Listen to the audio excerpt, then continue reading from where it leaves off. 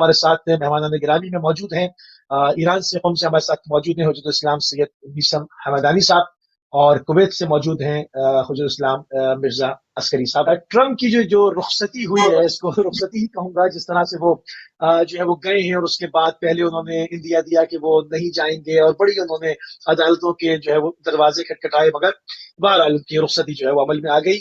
اور جس طرح سے جو کچھ منظرنامہ وہاں پر پیش ہوا، جس طرح کی جمہوریت کا جو کھوکھلی جمہوریت تھی وہ پوری دنیا کے سامنے اس کا چہرہ بھی عیاں ہوا۔ اب جو بائیڈن صاحب کی پالیسیز ہیں، اس حوالے سے کیا دیکھتے ہیں آپ؟ کیا تبدیلیاں کیا رونما ہونے جا رہی ہیں دونوں کی پالیسیز کو اگر ہم تقابل کریں تو کیا چیز نکلے گی؟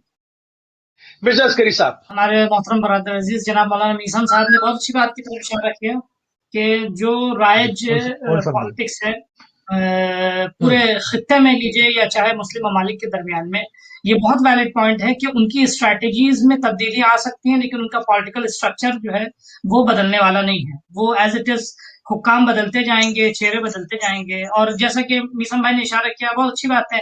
ہم بش کے بعد پھر آپ کی خدمت میں عرض کریں اوباما کے بعد پھر ٹرمپ کے بعد پھر جو بائیڈن۔ اصل ان کا مقصد کیا ہے؟ میں اس میں ایک جملے کا اضافہ کروں گا، آبجیکٹو صرف اس خطے میں ابھرتی قوتوں کو محدود کرنا اور کیا نام ہے ناجائز طاقتوں کو تقویت دینا، صرف اصل آبجیکٹو ان کا یہ ہے۔ خطے میں جتنی بھی کوششیں ان کی، کوئی بھی ان کے سامنے سر نہ اٹھائے، چاہے ان کے پولیٹیکل ان کے رائیولز ہوں، چاہے ان کے وہ آپ کی خدمت میں عرض کریں تجارتی رائیولز ہوں یا عقیدتی رائیولز ہوں۔ یہ اس خطے میں تینوں قسم کے لوگ پائے جاتے ہیں۔ تو ان کے دیکھیے اس خطے میں ان کے پولیٹیکل رائیولز بھی ہیں، مثال کے طور پہ روس اور چین، یہ پولیٹیکل رائیولز ہیں ان کے، ٹھیک ہے۔ اس کے بعد تجارتی رائیولز بھی ہیں، روس اور چین جو ہے کسی اعتبار سے ان کے لیے ان کی تجارتی تھریٹ بھی ہے، ان کے لیے خطرہ بھی ہے، کیونکہ جہاں فرض کیجئے اس خطے میں مثلا پابندیاں بڑھیں گی تو روس اور چین کی تجارت کو رشد ملے گا، ٹھیک ہے ایک۔ اس کے بعد عقیدتی جو ان کی تھریٹس ہیں، عقیدتی جو ان کے مخالف ہیں، وہ بہرحال مذہبی اعتبار سے بھی یہ ساری کاوشیں اور خطے میں اس ناجائز حکومت کو پختہ کرنا اور مضبوط بنانے کا ایک عقیدتی عنصر ہے۔ یہ اس کا تعلق عقیدے اور مذہب سے ہے، اس کا پولیٹیکل کیا نام ہے رخ نہیں ہے بہت زیادہ، نام اس کو پالیٹکس کا دیا جاتا ہے، لیکن پریکٹیکلی وہ فوکس کرتے ہیں اپنے مذہبی اور عقیدتی رجحان کی طرف۔ اس سلسلے میں میں یہ کہتا ہوں، لہٰذا ان کی جو اسٹریٹجی ہے اٹ کین چینج، اس میں آپ کو ویریشنز نظر آ سکتے ہیں، وہ الگ الگ حالات کے اعتبار سے جہاں تک ہمیں جیسے بھی انگیج کر سکے، پوری ایک منسٹر، پوری ایک گورنمنٹ کو انہوں نے 5 سال تک انگیج رکھا فرض کیجیے، یعنی مثال کے طور پہ ٹیبل ٹاکس کے اوپر۔ اس کے بعد ایسی ایک نیا سربراہ آتا ہے، وہ فوراً آ کے پیپر پھاڑ دیتا ہے کہ وی ڈونٹ ریسپیکٹ، ٹھیک ہے نا۔ تو اس کا مطلب کیا، یعنی دنیا جو ہے بیوقوف نہیں ہے، دنیا سیاستوں کو محسوس کرتی ہے، سمجھتی ہے، اور جیسا کہ میں نے بھی بتایا کہ مثلا عوام اس کو خوب تجزیہ کرتی ہے۔ حکام اپنے مفاد مد نظر رکھتے ہیں، لیکن عوام جو ہے وہ نہ مصلحتیں اس کے نزدیک ہوتی ہیں، عوام حق پسند ہوا کرتی ہے، چاہے جس ملک کی بھی ہو۔ بالکل ٹھیک ہے، کالر ہمارے ساتھ۔ السلام علیکم و رحمۃ اللہ۔ وعلیکم السلام۔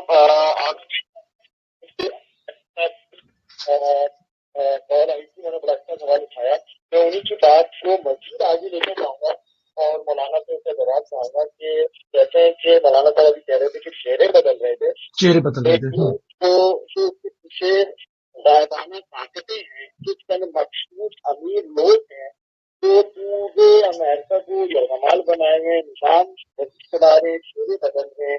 تو یہ سسٹم ہم کیوں اڈاپٹ کر لیتے ہیں؟ ہماری ایسی غائبانہ طاقت سے کہاں ہے تو چہرے بدلے اور اپنا نظام چلائے۔ ہم سے مراد یعنی ہم سے مراد کیا؟ ہم سے مراد مسلمان، ہاں، جو بھی ان کی جو مین کانسیپٹ کیا تھا کہ چھوٹے سے تعداد میں تھے، زیادہ پیسہ تھا اور زیادہ عقل تھی، پوری دنیا کی ریسورسز پہ قبضہ کر لیا۔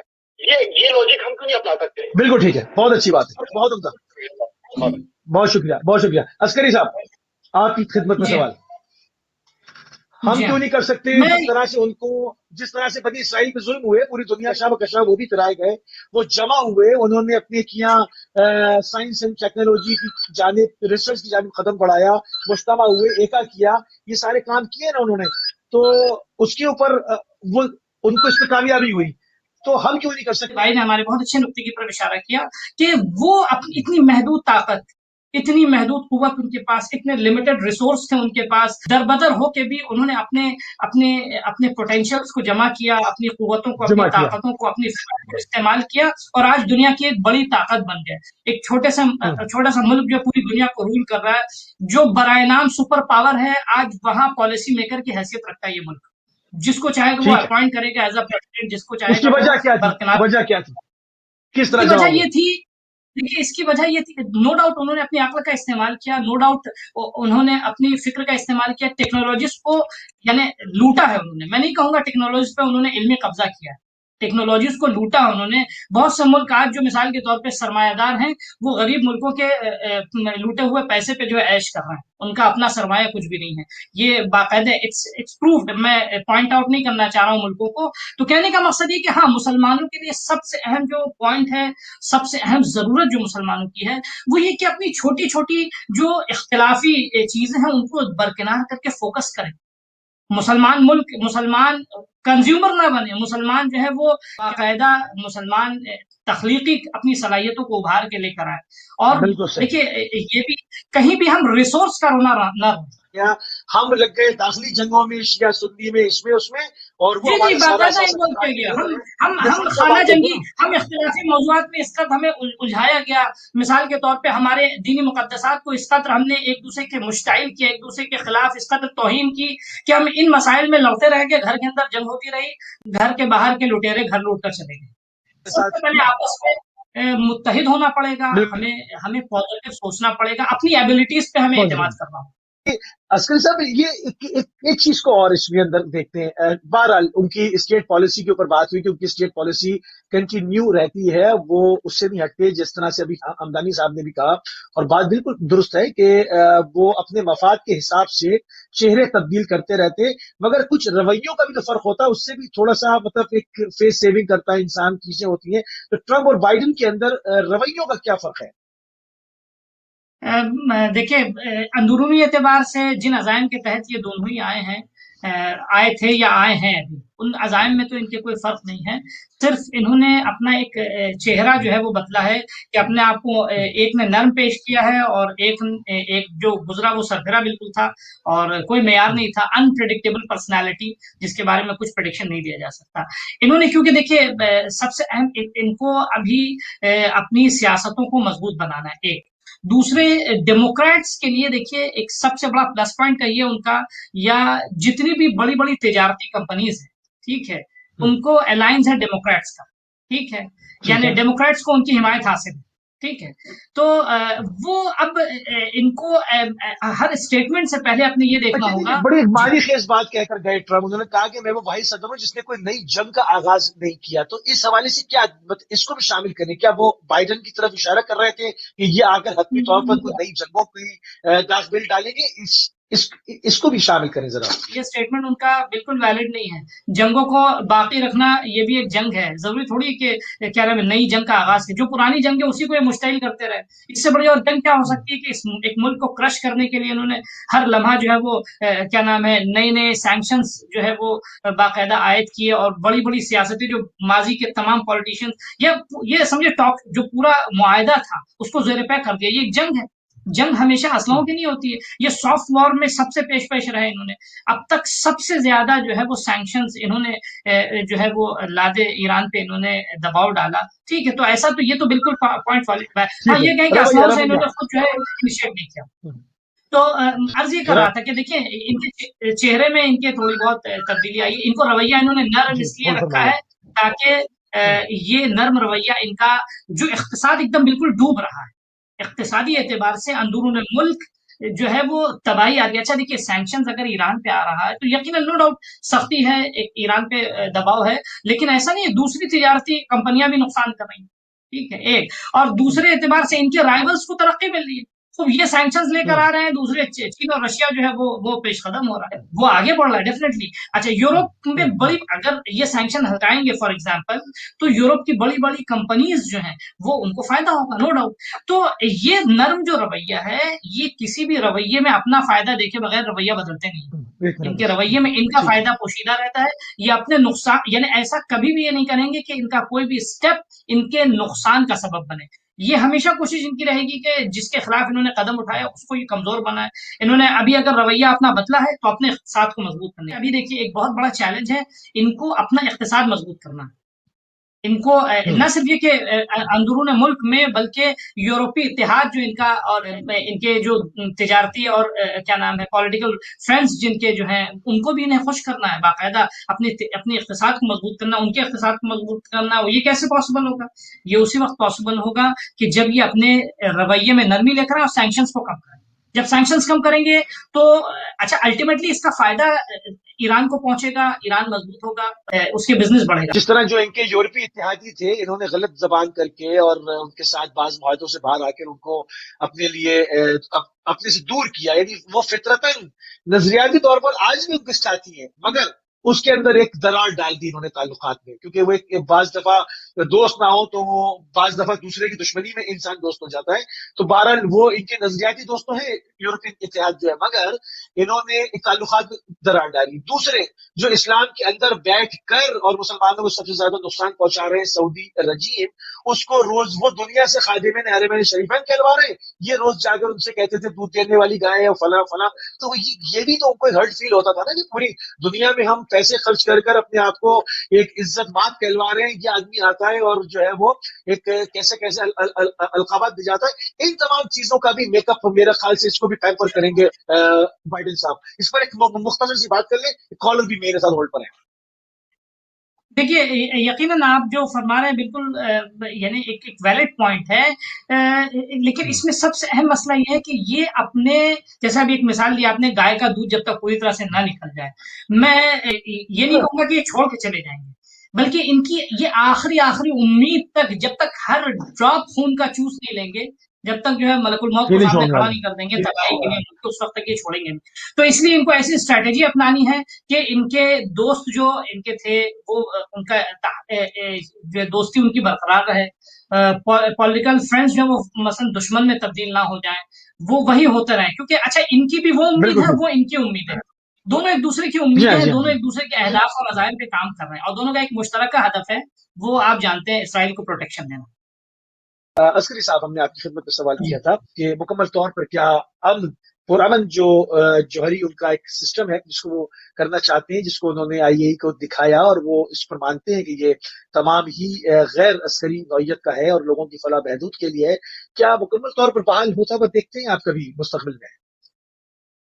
دیکھیے اس کو پوری طرح سے رول آؤٹ تو نہیں کیا جا سکتا, اور یہ ایران کا ایک گویا کیا نام بنیادی حق ہے ایک ملکی اعتبار سے, جس ملک نے آج تک اس کی تاریخ میں, خاص کر میں جمہوریہ اسلامی کی تاریخ کے بارے میں عرض کر رہا ہوں, جمہوریہ اسلامی کی تاریخ میں آج تک اس ملک نے کہیں جارحیت نہیں کی, کسی پہ جارحانہ جو حملہ نہیں کیا, کسی کو ڈرایا نہیں, جبکہ خود یہ وکٹم رہا, حوثیوں کے بھی ستم کا شکار رہا, اور دور دراز کے ملکوں نے بھی اس کو باقاعدہ کیا نام ہے ایک الائنس بنا کے اس کے اوپر جارحیت کی. اور جب ساری چیزیں آپ کے آبزرویشن میں ہیں, ساری چیزیں آپ اسپیکولیشن پہ کیوں ملک کا فیصلہ کر رہے ہیں کہ شاید یہ اسلحے بنانے کس نے کہا ہے, جب ساری توانائی آپ کے سامنے ہے, اس کا انریچمنٹ آپ کے اسلحہ بنانے کی بات وہ کہے جس کے پاس اپنے پاس ایٹم بم نہ ہو. اسلحہ بنانے کی بات جو لوگوں کا فاسفورس بم نہ پھینکتا ہو, بات وہ کرے جس نے جاپان میں ایٹم بم نہ مارا ہو. تو مطلب یہ کون لوگ ہیں جو خود ساری دنیا بھر میں انسانیت کا قتل عام کر کے اور دوسرے سے کہتے ہیں؟ ان کی پولیٹیکل ہسٹری دیکھیں, جو ان کی تاریخ ہے, وہ جو خود مثلا غیر اور صحیح اور ناجائز استعمال کر چکے ہیں جوہری طاقتوں کا, ٹھیک ہے, یا جنہوں نے انبار بھر رکھے ہیں, اپنے گوڈاؤنز بھر رکھے ہیں کیا نام جوہری اسلحوں سے, ٹھیک ہے, وہ آ کے آج سینکشنز لگا رہے ہیں دوسروں پر کہ وی ہیو سفیشینٹ آرمز, اب آپ کام نہ کیجیے, تاکہ جس طرح یہ دوسروں کو ڈرا رہے ہیں اس ملک کو بھی اسی طرح ڈرا سکیں. آپ دیکھیں مثال کے طور پہ ہسٹری ریپیٹس کرتی ہے. دیکھیے ہمیں تو تاریخ سے سبق لینا چاہیے, ٹھیک ہے, ہم بہت زیادہ ڈیٹیل میں نہیں عرض کریں کیونکہ وقت بھی ہمارا کم ہے. لیبیا کے ساتھ کیا کیا انہوں نے, کرنل قذافی کو انہوں نے کس طرح سرنڈر کروایا, اس کے بعد ان کا انجام کیا ہوا, اور لیبیا کہاں پہنچا. تو ایسے لوگ کے جن کا ماضی, جنہوں نے سرنڈر کرنے پہ مجبور کیا, لیکن بعد میں اس کے ساتھ انہوں نے وفا نہیں کی. سارے وسائل اور ساری انرجیز جو اٹھا کے لے کے اپنے ملکوں میں لے جا کے وہاں جو ہے وہ خود اس کو استعمال کیا، اور بعد میں بہرحال ابھی وہ ہاؤ ہی واز ہم ابھی اس کے بارے میں کوئی ڈیسیجن نہیں دے رہے اور کوئی ویو نہیں دے رہے. میں یہ بتانا چاہ رہا ہوں کہ یہ کیا یقین ہے کہ یہ ہمارے ساتھ بھی، ایران کے ساتھ بھی ایسے نہیں کریں گے. وہ چاہتے یہی ہے، وہ چاہتے یہی ہے. دیکھیے میں پولیٹیکلی اگر اس کا تجزیہ اگر یہاں پیش کروں تو دنیا کو بہرحال کم از کم اپنی آواز اٹھانی چاہیے، بولنا چاہیے کہ بھائی یہ لوگ وہ لوگ ہیں جنہوں نے وفا نہیں کیا اب تک، جنہوں نے ماضی میں اگر یہ وفا کیے ہوتے تو ان پہ بھروسہ کر سکتے تھے. آج اگر فرض کیجئے ان کے اوپر رہبر انقلاب نے، اگر خامنہ ای صاحب نے اگر یہ فرمایا خدا انہیں سلامت رکھے، اور ان جیسے تمام علماء حق کو سلامت رکھے، کہ انہوں نے یہ کہا کہ بہرحال ہم ان پہ ذرا برابر بھی ہمیں بھروسہ نہیں ہے، وہ اس لیے کہا کیونکہ ماضی کی تاریخ ان کے سامنے ہے. یعنی وہ لائل نہیں تھے اپنے معاہدوں میں، تو جو اپنے معاہدے میں لائل نہیں ہے ہم اس پہ کیسے اعتبار کر سکتا ہے ایک ملک. تو اس زاویے سے بالکل جو ہے اگر جب تک اچھا تعبیر میں یہاں اس پہ اپنی بات کو، کیونکہ آپ کو کالر بھی لینا ہے، کہ اب ایران کی جو رہبر کی جو اسٹریٹجی اس سلسلے میں کہ اب ہم یعنی کسی بھی گفتگو میں آگے اس وقت بڑھیں گے کہ جب عملی طور پہ امریکہ ثابت کرے کہ وہ باقاعدہ جدیت رکھتا ہے اس میں، اور عملی کیا ہے یہ عملی جدیت اس کی سینکشن، جب تک سینکشن نہ ہٹے، پابندیاں نہ ہٹے، گفتگو کا کوئی اعتبار نہیں. بالکل ٹھیک، بالکل ٹھیک.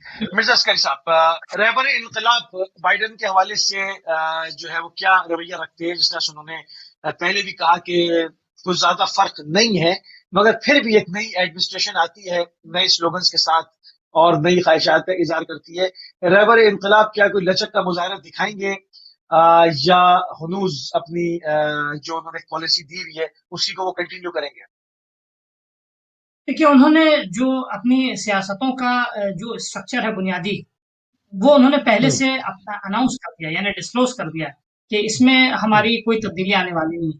تو سب سے پہلے کیا اس میں 4 بنیادی چیزیں یا 3 بنیادی چیزیں میں اس کی طرف اشارہ کروں. سب سے پہلے جو بھی پریزیڈنٹ آ رہا ہے، ٹھیک ہے، تو یہ تو طے ہے کہ وہ اپنی بنیادی سیاستوں کے خلاف، ملک کی بنیادی اسٹریٹجیز کے خلاف نہیں جا سکتا، ٹھیک ہے. تو اس کے مقابل میں اپنے لیے پروٹیکٹیو اسٹریٹجیز ایران نے پہلے سے تیار کر رکھی ہے. وہ پروٹیکٹیو اسٹریٹجی ایران کی کیا ہے؟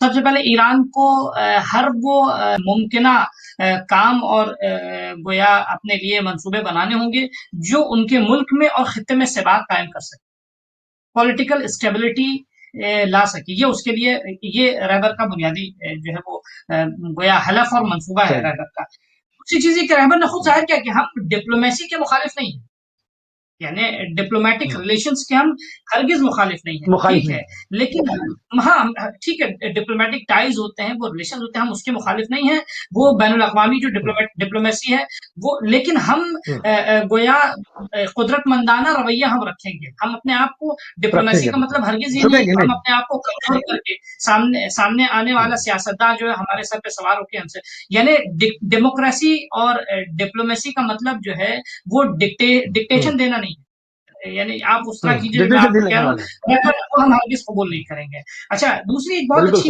اچھی تعبیر جو ہے وہ قدرت مندانہ مصالحت. قدرت مندانہ مصالحت کا مطلب کیا ہوتا ہے؟ مصالحت جب ہم کسی موضوع پہ صلح کرتے ہیں تو صلح میں 2 طرف ہوتے ہیں، مصالحت میں 2 طرف ہوتے ہیں، ٹھیک ہے، اور دونوں اپنی کنڈیشنز رکھتے ہیں، اور دونوں کی کنڈیشنز اور ان کا حل کیا لاجیکل حل ہوتا ہے. وہاں کوئی بائی فورس کوئی اپنی بات کو ثابت نہیں کر سکتا. ابھی تک مشکل یہ رہی امریکہ کی سیاست، اب تک یہ رہی یا سینیٹس کی سیاست اب تک یہ رہی کہ بائی فورس، یا یہ ٹیم جو آئی اس نے کوشش کی کہ اپنی یعنی بائی فورس اپنی بات کو منوائے. So that is not logical. اور یہ یعنی منطقی طور پہ جب مصالحت کی بات آتی ہے تو 2 گروہ آپس میں بیٹھے منطقی طور پہ، آپ اپنے ویلڈ پوائنٹس رکھیں یا اپنے ویلڈ پوائنٹس رکھیں، یعنی آپ جو ہے ہر اس بات کو آپ کو قبول کرنا ہوگا جو عقلی اصول کا ضوابط پر ہے، ٹھیک ہے. دوسری چیز ہر اس بات سے آپ کو پیچھے ہٹنا ہوگا جس میں آپ پہلے غلط ثابت ہو چکے ہیں.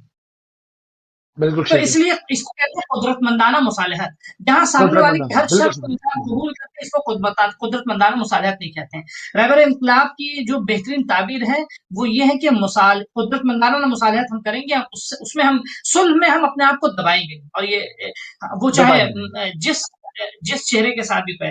تیسری چیز جو بہت امپورٹنٹ ہے وہ یہ کہ دیکھیے جمہوریہ اسلامی ایران کا منصوبہ پورے خطے میں، ٹھیک ہے، خاص کر فرض کیجیے چاہے وہ عراق ہو، سیریا ہو اور دوسرے ملک ہو، حتیٰ یمن میں، ان کو خطے میں امن چاہیے، یا افغانستان میں مثال کے طور پر پوری کوشش رہی ہے، جتنے بھی آس پڑوس کے ممالک بھی ہیں انہوں نے ہر ممکنہ کوشش کی کہ ان میں امن باقی رہے. ٹھیک ہے، تو اگر یہ مسٹر بائیڈن اگر آ کے اسی نہج پر کام کرتے ہیں اور مثبت رویہ دکھاتے ہیں تو ہرگز رہبر ان کی مخالفت نہیں کریں گے، بلکہ ان کی اچھی فکر اور اچھے رویے کا استقبال کریں گے. اور یہ ایک جو رہبر نے اپنی گفتگو سے اسٹرکچر پہلے معین کر دیا کہ ہم غیر منطق اور ظالمانہ کسی بھی زبردستی پہ مبنی بات کو ہم قبول ایکسپٹ نہیں کریں گے.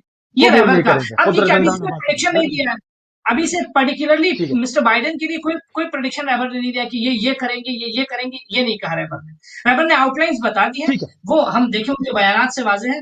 اور یہ بہت معقول طریقہ ہے آؤٹ لائنز کا، کیونکہ تب تک وہ اپنا رویہ ظاہر نہ کریں ان کے بارے میں کوئی بھی بیان دینا وہ غیر مناسب ہے.